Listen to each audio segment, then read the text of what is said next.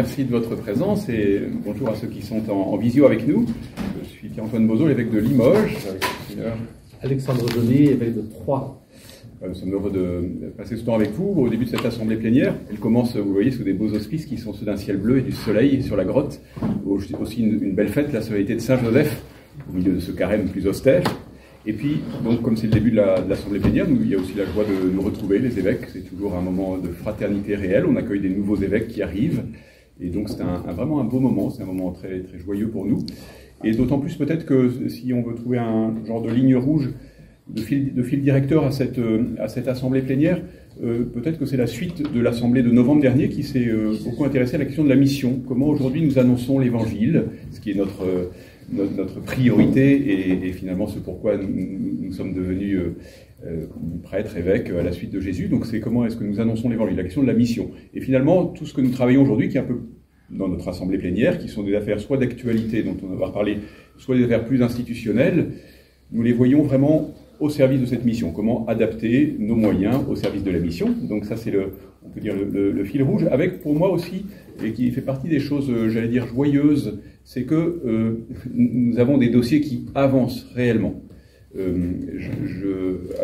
D'abord, je fais un petit point à part sur une question vraiment d'actualité, dont vous êtes évidemment bien au courant. C'est la question du projet de loi de fin de vie que le président Macron a présenté à travers une interview et qui évidemment nous fait fortement réagir.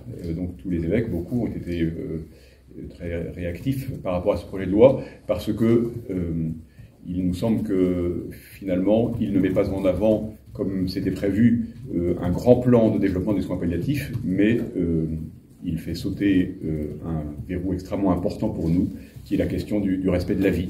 Et donc c'est un projet de loi qui ouvre et au suicide assisté et à la fin de vie, dans des conditions qu'on ne trouve pas beaucoup dans d'autres pays. Et donc qui nous inquiète très profondément, pas simplement comme chrétiens, mais évidemment aussi comme citoyens. C'est-à-dire qu'il y a une question de société, il y a une question sociale profonde autour de cette autorisation que l'État... Vous savez qu'on vient de fêter on vient de célébrer le décès de Robert Badinter, qui était un des pionniers, qui a combattu pour lutter contre la peine de mort, qui était très opposé, et c'est pas par hasard, lui qui a réussi à permettre l'abolition de la peine de mort, contre la majorité des citoyens de l'époque et des sondages, il était très opposé, et ce n'est pas par hasard, à l'euthanasie et au suicide assisté.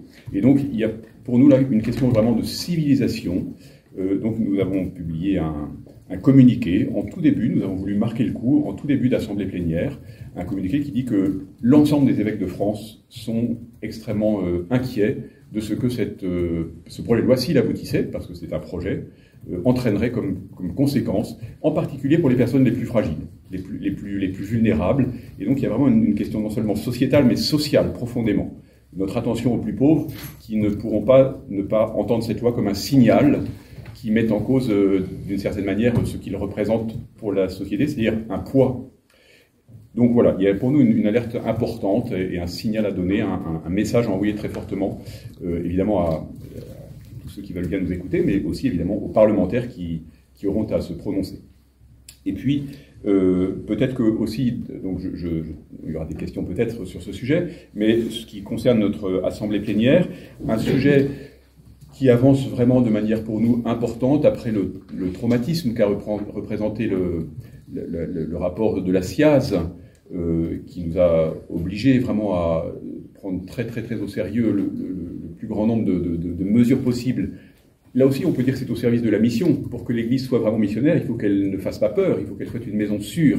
Voilà. Et donc, nous avançons sur beaucoup de sujets. Nous aurons cet après-midi une séquence avec le tribunal pénal canonique national, qui est une des instances que nous avons créées suite à ce rapport Sauvé, qui est unique pour l'instant dans l'Église, qui n'existe pas dans d'autres pays, parce que nous n'avions pas les moyens adaptés dans chaque diocèse pour faire valoir le droit pénal canonique. Vous voyez, c'est le droit interne à l'Église.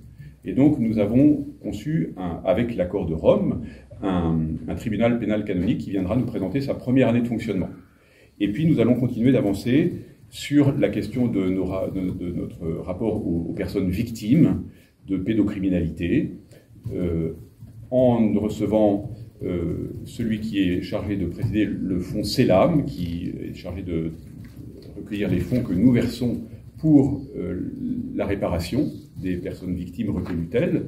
Et puis nous aurons un temps aussi avec Marie de Rainevaux-Cresson, qui est la présidente de l'INIR, l'instance nationale indépendante de reconnaissance et de réparation.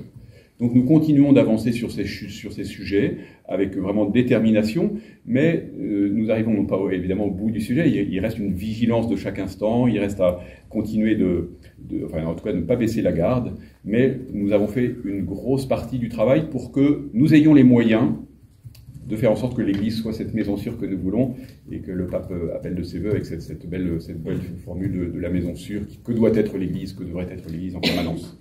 Alors ça, c'est les sujets qui avancent bien et qui sont aussi au service de la mission. Après, il y a au moyen de la mission la conférence des évêques et puis les ministères. Alors je laisse Monseigneur Joly en parler pour vous dire comment aussi la mission est servie par tous ces moyens-là.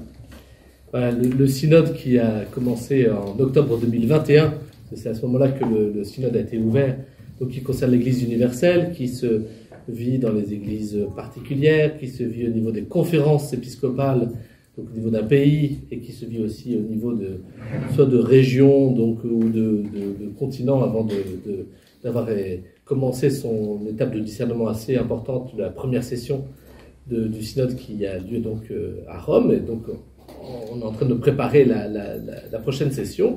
Et un des points qui était vraiment important, c'est que tout ce chemin de conversion, d'ajustement, de transformation, il a une finalité, c'est la mission. C'est pour mieux répondre à la mission, pour mieux mettre en œuvre la mission, pour aussi prendre en compte que la mission concerne tout le monde, et pas simplement quelques-uns, que l'Église s'est mise en route dans ce long chemin synodal, de transformation synodale, et nous le vivons aussi en France et au sein de la conférence.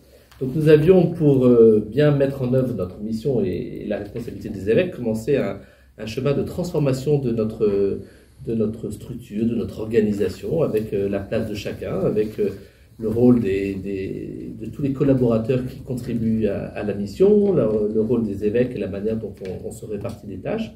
Et donc nous arrivons un peu au terme de ce long chemin, puisque Rome a validé ce que nous avons mis en œuvre, ce que nous avons prévu de mettre en œuvre plus exactement. Et maintenant, cette fois-ci, on va voter les points qu'il nous faut voter aujourd'hui pour la mise en œuvre, pour que cette transformation ne soit pas simplement toujours quelque chose qu'on attend, parce que ça fait 15 ans que se prépare en fait d'une certaine manière. On l'a fait depuis 1 an et demi, 2 ans, mais ça faisait longtemps qu'on attendait une sorte de transformation, parce que forcément une manière de faire, le temps avance et donc nos forces bougent, la manière de faire évolue, et puis les interpellations autour du synode nous invitent à repenser les choses d'une autre manière. Donc ça va être des étapes importantes de notre assemblée. Un autre moment important, c'est que nous fêtons le 60e anniversaire de l'institution de ce qu'on appelle le diaconat permanent. Vous savez que dans les ministres qui sont ordonnés, il y a les prêtres, il y a les évêques, mais le Concile Vatican II a voulu remettre vraiment en valeur, en lumière, ce qu'on appelle le premier degré, qui sont les diacres, et en demandant à ce qu'on institue une dimension, un état permanent de ce diaconat, donc qui peut être confié à des hommes mariés, parfois aussi des hommes célibataires qui font le choix aussi du célibat. Et donc on va fêter ce 60e anniversaire de cette institution d'hommes qui sont à la fois dans la vie active, dans la vie professionnelle, dans la vie associative, dans la vie politique même, et qui sont néanmoins clercs, donc qui ont été ordonnés diacres au service de l'Église. Donc ça va être un anniversaire important. J'allais dire d'autant plus important que la question est beaucoup abordée à Rome. Donc à la première session, c'est un sujet qui est revenu. Et qui est revenu parce que, d'une part, on se pose des questions sur le déploiement de cette dimension de diacre. Alors, le diacre, pour nous, c'est quelque chose de l'ordre de rappel du service. Donc, de rappeler que nous ne sommes pas... c'est pas l'histoire de pouvoir, d'organisation, toute l'Église est au service de la mission, au service de Dieu, à notre regard, et puis au service de l'humanité. Donc ça va être un élément important de mise en lumière. Et à Rome, certains disaient, oui, mais il y a des parties dans le monde où le diaconat permanent n'a pas été mis en place, n'a Par exemple, dans le continent africain, où il n'y a quasiment pas de diacre permanent. C'est un choix qu'avaient fait les évêques au début, il y a 60 ans. On en a reparlé quand on était à Rome. Et donc, on voit bien que cette question, elle bouge. Et donc, nous, on va regarder où nous en sommes en France de cette mise en œuvre et comment, pas simplement fêter l'anniversaire, mais voir comment cette réalité bouge dans notre Église en France. Et puis, un dernier point qui n'est pas des moindres, c'est que nous allons évoquer le grand anniversaire du concile de Nicée. Donc, ce concile qui a eu lieu en 325, donc il y a 1700 ans, mais c'est le premier concile de rassemblement de tous les chrétiens pour porter les questions, alors c'est les questions de la foi, qui est le Dieu en qui nous croyons, qui est le Christ. C'est vraiment le début des précisions et d'un travail qui était un travail collégial, vraiment un travail synodal, hein, parce que le mot synode, le mot concile, sont assez synonymes, donc c'est le fait de travailler cette réalité ensemble. Et c'est un anniversaire, ce jubilé, qui résonne tout particulièrement dans la dimension œcuménique, parce que c'est un élément que nous partageons tous les chrétiens, quelles que soient nos confessions. Donc cet anniversaire est important et ça va être l'occasion d'un jubilé. Donc, qui dit jubilé dit pèlerinage, et notamment pèlerinage à Rome.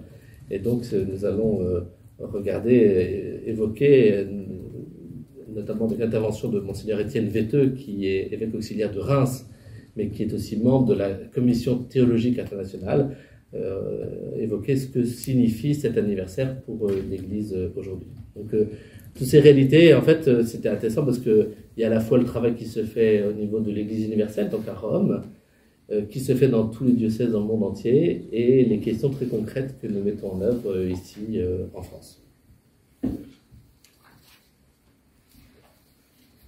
Est-ce que vous avez des questions, j'imagine?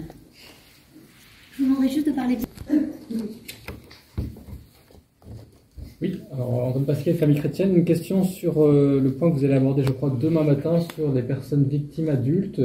Est-ce que, à l'issue de cette assemblée, des décisions seront prises et de quel ordre? Est-ce que vous savez déjà, même si il faut peut-être attendre le vote de demain, mais... Oui, il faut attendre demain. Il y a une commission qui travaille avec un petit groupe, dont des personnes victimes à l'âge adulte. La problématique, vous comprenez bien, est très différente de la question des personnes victimes mineures, puisque les sujets, en particulier toute la question du consentement, vous voyez, qui largement au-delà du cercle ecclésial fait débat, est une question extrêmement sensible. La question de l'abus d'autorité, l'abus spirituel, se pose dans d'autres termes. Donc c'est une question complexe, mais nous devons assumer, là aussi, d'accueillir ces personnes victimes et d'accueillir en toute justice. Voilà. Donc, selon l'état du débat, nous verrons si nous pouvons déjà prendre des décisions et les voter, mais ce n'est pas impossible. En tout cas, c'est un travail complexe. On a mis du temps, vous savez, pour se mettre exactement d'accord pour les abus sur mineurs, parce qu'il y a des enjeux importants dans des tas de domaines. Et donc là aussi, ça prend un peu de temps. On sait qu'il y a une attente chez les personnes victimes à l'âge adulte, parce que ce ne sont pas des manœuvres dilatoires. C'est simplement de prendre au sérieux à la fois leur souffrance et la responsabilité de l'Église. Beaucoup rencontré, vous savez, les évêques, comme les prêtres, on est très sollicités par les personnes en fin de vie, parce qu'elles se posent un peu des questions existentielles importantes au moment de la fin de vie, parce qu'il y a la question des obsèques, évidemment, qui fait que la vie est finie, mais qu'on rencontre les familles, et donc on est très sollicités sur ces sujets. Donc on va donner le sacrement des malades, donc on rencontre beaucoup ces gens-là. Et moi j'ai beaucoup rencontré personnellement de médecins ou de services de soins palliatifs. Au fond, les soins palliatifs aujourd'hui réussissent à apaiser quasiment toutes les douleurs, ce qu'on appelle les douleurs réfractaires. Il n'y en a quasiment plus en soins palliatifs. Il y a des souffrances, mais des douleurs physiques avec les produits antalgiques qu'on a, et en particulier la sédation, alors dans les cas extrêmes, et pour la fin de ce qu'on appelle la sédation profonde et continue jusqu'à la mort, qui est autorisée par la loi Claes-Leonetti, et sinon la sédation réversible, qui permet vraiment de calmer les douleurs réfractaires. Il reste la souffrance psychologique de la perte d'autonomie, d'une fin de vie dont on ne sait pas juste combien de temps elle durera. Donc ça, c'est très difficile, ça demande beaucoup d'accompagnement. Mais la réponse ne peut pas être de dire, puisque c'est difficile, on arrête la vie, c'est plus simple. De fait, c'est apparemment plus simple. Au fond, c'est beaucoup plus inhumain qu'il ne semble. Je peux dire que dans mon ministère comme prêtre avant d'être évêque, j'ai eu l'occasion à plusieurs reprises d'avoir une mission plus spécifique par rapport à l'accompagnement des fins de vie. Et notamment quand j'étais à Rome dans un hôpital qui accompagnait des malades atteints du VIH, du sida. À l'époque, on ne le soignait quasiment pas. Donc c'était beaucoup de jeunes qu'on accompagnait dans les derniers mois. Ils arrivaient dans cet hôpital dans leurs derniers mois de vie. J'ai vu des gens qui souffraient physiquement terriblement, mais ce qui m'a beaucoup marqué, vraiment profondément marqué, c'est que leur souffrance, ça a toujours été la solitude.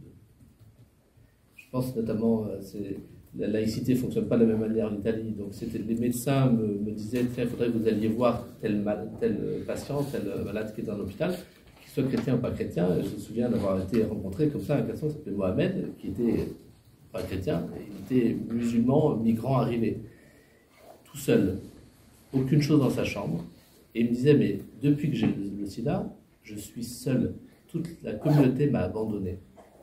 Et donc sa souffrance, c'était de se retrouver isolé. Donc c'était sa grande souffrance. Alors, il y a la question de la douleur alors là, pour le coup, sur la douleur, nous avons fait des progrès considérables. Après, la question, c'est d'étendre les soins palliatifs partout. Puisque c'est l'engagement qu'avait pris le gouvernement, qui avait été, avec la loi, c'était vraiment mise en œuvre des soins palliatifs. Et pas simplement en tout dernier lieu, dans les derniers jours, soins palliatifs, on a besoin qu'ils soient mis en place très très tôt. Et moi j'ai vu des personnes qui, au moment où les soins palliatifs se sont mis en place, ont changé du tout au tout dans la appréhension de ce qu'elles vivaient, de ce qu'elles ressentaient. Voilà. Donc c'est un vrai défi d'avoir la fraternité réelle qui est d'accompagner l'autre jusqu'au bout, mais de l'accompagner, ce qui nécessite un engagement financier, qui nécessite aussi un engagement humain, de présence, de temps qu'on donne, et d'accompagnement de l'autre tel qu'il est, et de cet accompagnement qui va jusqu'au bout, qui est certainement le défi de fraternité de notre société aujourd'hui. La quasi-totalité des demandes d'euthanasie, d'aide à mourir, tombe à partir du moment où les personnes arrivent en soins palliatifs. Tous les services de soins palliatifs vous le disent, ce qui montre bien que c'est la réponse adaptée à la fin de vie. La plus humaine.